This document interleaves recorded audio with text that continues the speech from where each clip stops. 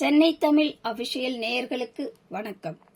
பண்டைய தமிழர்கள் சோழர்களின் பெருமையை எடுத்துரைக்கும் விதமாக 1000 ஆண்டுகளை கடந்தும் கம்பீரமாக காட்சியளிக்கும் ஓர் கோவில். எத்தனையோ படையெடுப்புகள், இயற்கை சீற்றங்கள், காழ்ப்புணர்ச்சிகள் இருந்தாலும் தனது ஆளுமையும் கம்பீரமும் அறிவியல் சோழர்களின் பெருமையையும் பறைசாற்றும் ஓர் கோவில் தஞ்சை பெரிய கோவில். சோழகுல வம்சத்தின் ராஜராஜ சோழனால் கட்டப்பட்ட தமிழின் பெருமை கிபி 985 ஆரம்பிக்கப்பட்டு பலதரப்பட்ட சிரமங்களிலும் 1014 கட்டி முடிக்கப்பட்டது.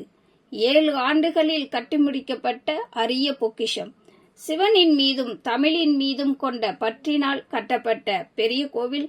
முதலில் கோவிலில் ராஜராஜேஸ்வரம் என அழைத்துள்ளனர். சிவன் பெருவுடையார் என்ற பெயரில் வணங்கப்படுவதால் பெருவுடையார் கோவில் என்றும் அழைக்கப்பட்டது. நாளடைவில் மருவி தஞ்சை பெரிய கோவில் என அழைக்கின்றனர். நூற்றாண்டுகள் பல கடந்தும் சோழர்களின் பெருமை, பக்தி, வீரத்தை கூறும் விதமாக நிலைத்து நிற்கிறது தஞ்சை பெரிய கோவில். காவிரி ஆற்றின் தென்புறக்கரையில் அமைந்துள்ளது இக்கோவில். உலக பாரம்பரிய சின்னம், தமிழர்களின் பெருமை அடையாளம். கட்டிடக்கலை, கோவில் அமைப்பும் திராவிட கட்டிடக்கலையை தழுவி கட்டப்பட்டுள்ளது. மூலவராக பெருவுடையார், பிரதிகீஸ்வரர், தாயார் பெரிய நாயகி, பிரகன் நாயகி. தலவிருட்சம் வன்னிமரம், தீர்த்தம் சிவகங்கை தீர்த்தம். கல்வெட்டுக்கள் தமிழில் உள்ளன. கட்டடக்கலைஞர் ராஜராஜ குஞ்சரமல்ல பெருந்தச்சன் என கோவில் கல்வெட்டுகளில் கூறப்பட்டுள்ளது. ராஜராஜ சோழனின் 19வது ஆட்சி காலத்தில் கட்ட துவங்கியுள்ளனர். கட்டடக்கலைஞர் ராஜராஜ குஞ்சரமல்ல பெருந்தச்சர் என கோவில் கல்வெட்டுகளில் கூறப்பட்டுள்ளது. ராஜராஜ சோழனின் 19வது ஆட்சி காலத்தில் கட்ட துவங்கியுள்ளனர். சோழர்கள் கால கட்டிடக்கலையில் புதுவித அமைப்பாக சதுர போதிகைகள் கொண்ட பன்முக தூண்கள் கொண்டு காணப்படுகிறது. கோவிலில் காணப்படும் கட்டிடக்கலை, சிற்பக்கலை, ஓவியக்கலை, வெண்கல சிலைகள் இவற்றின் உருவாக்கங்கள் மூலம் சோழர்கள் எவ்வளவு செல்வம் வளம் மிக்கவர்கள், பக்தி, வீரம், திறமைக்கு எடுத்துக்காட்டாக வாழ்ந்துள்ளார்கள் என்பதை அறிய முடிகிறது. காஞ்சி சென்ற ராஜராஜ சோழன் காஞ்சியில் உள்ள கைலாதநாதர் கோவிலை சென்று வழிபட்டு கோவிலை பார்த்தபோது கட்டிடக்கலை வெகுவாக அவரை கவர, இதைவிடவும் மேலாக ஓர் கோவிலை கட்டிட எண்ணிய ராஜராஜன் பெரிய கோவிலை கட்டியதாகவும் கூறுகின்றனர். காஞ்சி கோவிலை கட்டிய பெருமை ராச நரசிம்மனை சேரும். பெரிய கோவில் திருவாரூர் தியாகராஜர் கோவிலில் அசலேஸ்வரர் சன்னதி உருவில் உருவானதாகவும் கூறப்படுகிறது. இன்னொரு காரணமும் கூறுகின்றனர். திருவிடைமருதூரில் உள்ள மகாலிங்கவர் மூலவர் எனவும் பெயருக்கு ஏற்றாற்போல் அவரின் சிலை இல்லை எனவும் நினைத்த ராஜராஜ சோழன் சிவனை போற்றி மிக பெரிய லிங்கமும் நந்தீஸ்வரரையும் பிரதிஷ்டை பண்ண எண்ணி உருவாக்கினதாகவும் ஒரு வரலாறு கூறப்படுகிறது. கோவிலோட சிறப்புகள் சொல்லில் அடங்காதவை. கோவிலின் பிரதான கோபுரத்தின் அடி 216. உலகிலேயே மிக உயரமான கோபுரமுடைய கோவில் தஞ்சை பெருவுடையார் கோவிலில் ஒன்று. அந்த காலத்திலேயே கோவில் அமைப்புகள் எல்லாம் கிரானைட் கற்களால் கட்டப்பட்டுள்ளது. 3 நுழைவாயில்களும் அழகிய சிற்பங்களால் கூடிய மிக அற்புதமான கட்டமைப்புகளை கொண்டவை. பெருவுடையார்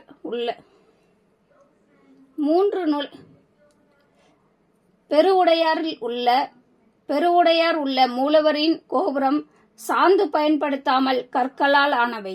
மேலே உள்ள கல் 80 டன் எடையை கொண்டது.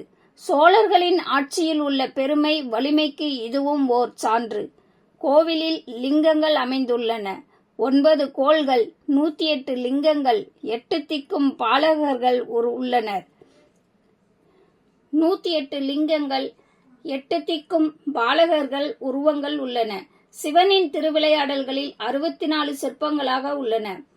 பெருவெளியில் அமைந்துள்ள நந்தி மண்டபம் உயரமான மேடையின் மேல் நந்தி சிலை காணப்படுகிறது. நந்தி செய்ய பயன்படும் கல்லை பச்சை மலையில் இருந்து கொண்டு வரப்பட்டதாக கூறுகின்றனர். இந்த நந்தி சிலை பெருவுடையாரின் எதிரில் அமைந்துள்ளது. ஒரே கல்லால் செதுக்கப்பட்ட நந்தி சிலை. நந்தியின் உயரம் 12 அடி நீளம், 19.5 அடி அகலம், 8.5 அடி. இவ்வளவு பெரிய நந்தி சிலை அருகில் சென்று பார்க்க பயமாக இருந்தாலும் பக்கத்தில் சென்று பார்த்தால் அதன் பிரம்மாண்டம் அழகும் தெரியும்.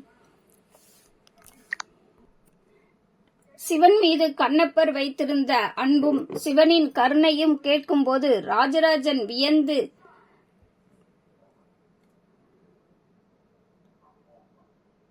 கண்களில் கண்ணீர் சிந்தியதும் உண்டாம். சிவனின் மீதும் அவர் கொண்ட பக்தி பாசமும் கூட தஞ்சை பெரிய கோயில் உருவாக காரணமாக இருந்ததாக கூறுகின்றனர். எங்கு படையெடுத்து சென்று வந்தாலும் வெற்றியின் அடையாளமாக ஏதாவது ஒன்றை செய்வது ராஜராஜனின் வழக்கமாக இருந்துள்ளது. தஞ்சை பெரிய கோவிலின் விமானம் இந்தியாவிலேயே மிகப்பெரிய விமானம். கோவிலின் மூலஸ்தானத்திற்கும் இறைவனுக்கும் மேலே எழுப்பப்படுவதே விமானம். கோபுரம் நிழல் சாயா கோபுரம். தஞ்சை பெரிய பெருவுடையார் கோவில் நந்தி, கணபதி, துர்க்கை, பைரவர், சனி பகவான், வாராகி உள்ளனர். கருவறையில் உலகிலேயே மிகப்பெரிய சிவலிங்கம் தஞ்சை பெரிய கோவிலின் சிவலிங்கமாகும். விமானத்தின் உயரம் 216 அடி. ராஜராஜ சோழனின் தமிழ்பற்று இதன் மூலம் உலகம் அறியும்.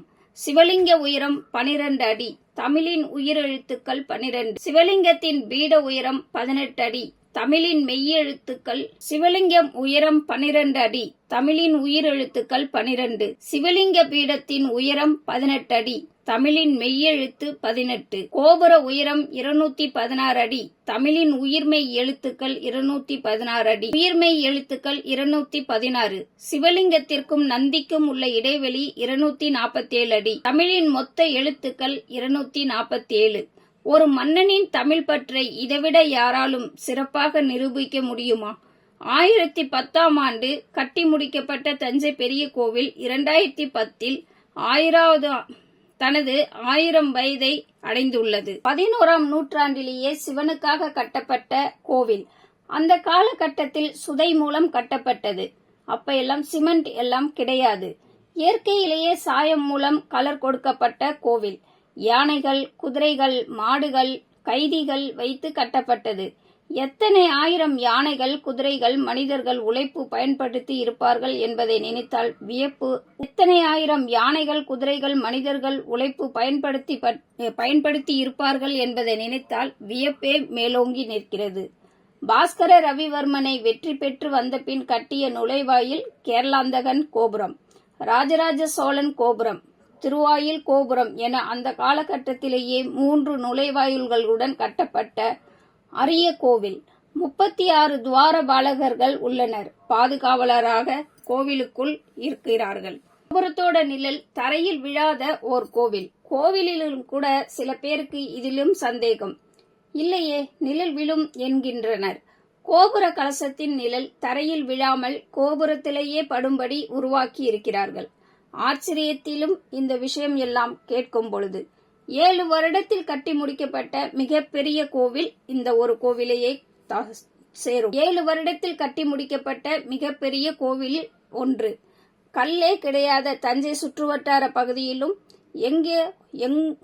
கல்லே கிடைக்காத தஞ்சை சுற்றுவட்டார பகுதியில் எந்த மலையோ குன்றோ கிடையாது. வெளியிலிருந்து வரவழைக்கப்பட்டதன் மூலம் மன்னனின் ஆளுமை வியக்க வைக்கிறது. அருண்மொழி தேவன் என்ற தன் இயற்பெயரை மக்கள் அளித்த பட்டம் ராஜராஜ சோழன் என்ற பெயரே நிலைத்து போயிற்று.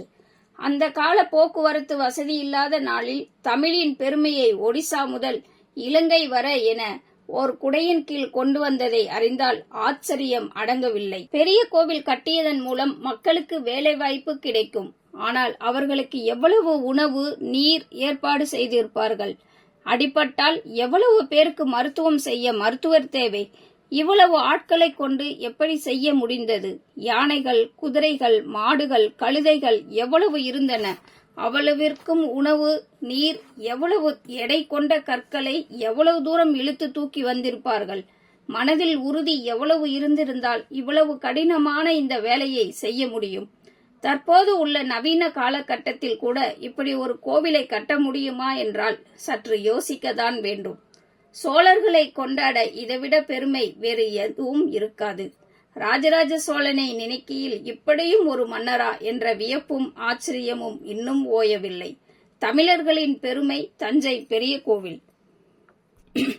இவ்வளவு பணியாளர்கள் வேலை செய்யும் போது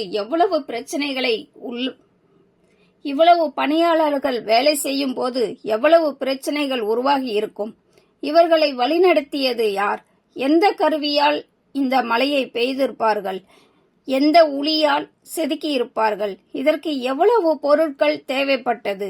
யானைகள் மூலம் எப்படி கோபுரத்திற்கு 80 டன் கல்லாலான ஒரே கல்லை எடுத்து சென்றார்கள்? இவ்வளவையும் செய்த பின்பும் கோவில் உருவாக காரணமானவர்கள் பணியாளர்களின் பெயரையும் கல்வெட்டில் செதுக்கி உள்ளனர். பொருள் உதவி செய்தோரில் குந்தவை நாச்சியார் பெயரும் மனைவி மகள் பெயரும் எடுத்துக்கொண்டார் பெயரையும் கல்வெட்டில் பொறித்துள்ளார் ராஜராஜ சோழன். சாரல் பள்ளம் ஒரே நேர்கோடான மண்மேடை அமைத்து பக்கத்து ஊர் வரை சென்றதாக கூறப்படுகிறது. அதன் மூலம் கல்லை ஏற்றியுள்ளனர். அதனால் அந்த ஊரின் பெயரை சாரல் பள்ளம் என்று அழைக்கின்றனர். மொத்தம் 36 பரிவார கோவில்களை உள்ளடக்கியது தஞ்சை பெரிய கோவில். ராஜராஜன் காலத்தில்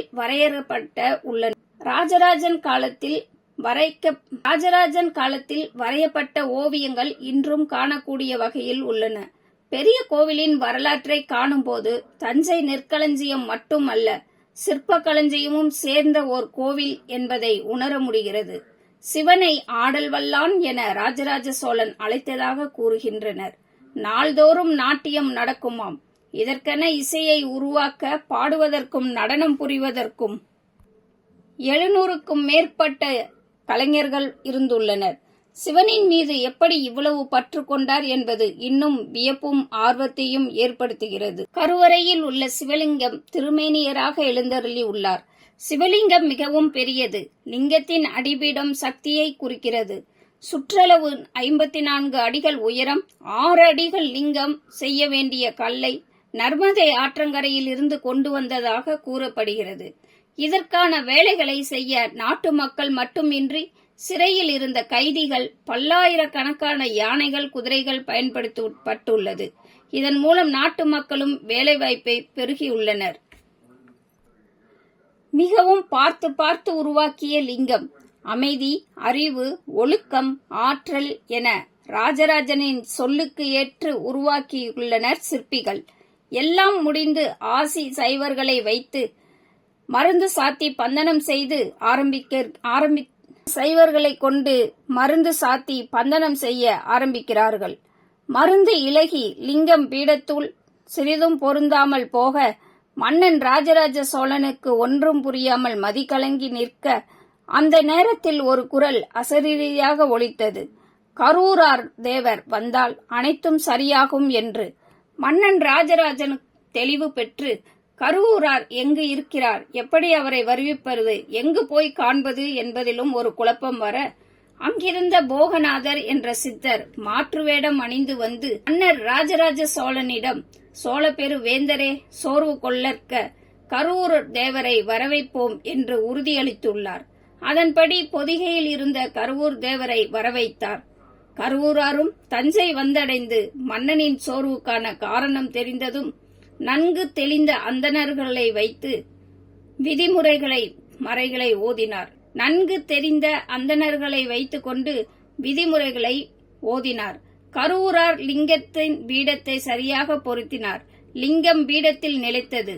சோழன் ராஜராஜன் பெரும் மகிழ்ச்சி கொண்டார். இதன் மூலம் கரூராரின் புகழும் நாடறியும். தமிழகத்தில் உள்ள கோபுரங்கள் அனைத்திற்கும் ஆதியாய் உள்ளது தஞ்சை பெரிய கோவில் கோபுரம். இவ்வளவு பெருமையையும் செய்த ராஜராஜ சோழனின் வரலாறும் தமிழின் வரலாறும் உலகம் உள்ளவரை நிலைத்து நிற்கும். நன்றி, வணக்கம்.